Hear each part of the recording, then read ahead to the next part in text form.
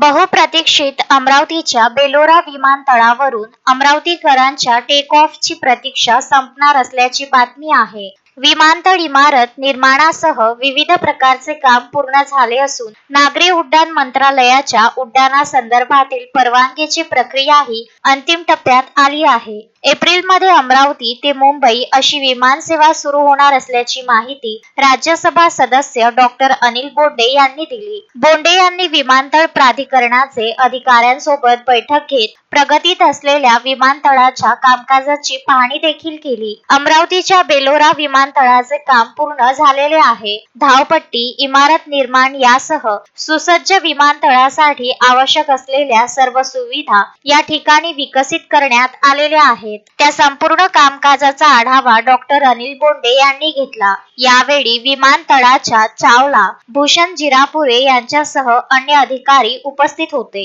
नागरी उड्डाण संचालनालयाकडे उड्डाणासंदर्भातील आवश्यक असलेल्या परवानगीची प्रक्रिया अंतिम टप्प्यात आलेली आहे। मार्च महिन्याच्या अखेरच्या आठवड्यात ही प्रक्रिया पूर्ण होऊन एप्रिल महिन्यात बेलोरा विमानतळावरून प्रत्यक्षात उड्डाणाला सुरुवात होणार आहे। प्रथम अमरावती ते मुंबई 78 आसनी क्षमतेचे विमान बेलोरा विमानतळावरून टेक ऑफ करणार आहे। या फ्लाइटला ATR असे म्हणतात। त्यामुळे लवकरच अमरावतीकरांना अमरावतीवरून विमान प्रवासाची प्रतीक्षा पूर्ण होणार आहे। त्यानंतर रात्रकालीन प्रवासाची सुविधा देखील विमानतळ प्राधिकरणाकडून विकसित केली जाणार असल्याची माहिती सुद्धा डॉक्टर अनिल बोंडे यांनी दिली। अमरावती विमानतळाची जी प्रतीक्षा आहे ती निश्चितपणे लवकर संपणार आहे। माननीय मुख्यमंत्री देवेंद्रजी फडणवीस यांनी जाहीर केल्याप्रमाणे DGCA परवानगी साठी संपूर्णतः तयार असलेलं विमानतळ अमरावतीमध्ये तयार झालेलं आहे। DGCA परवानगी आल्याबरोबर उड्डाणचं अमरावती ते मुंबई हे विमान निश्चितपणे सुरू होईल।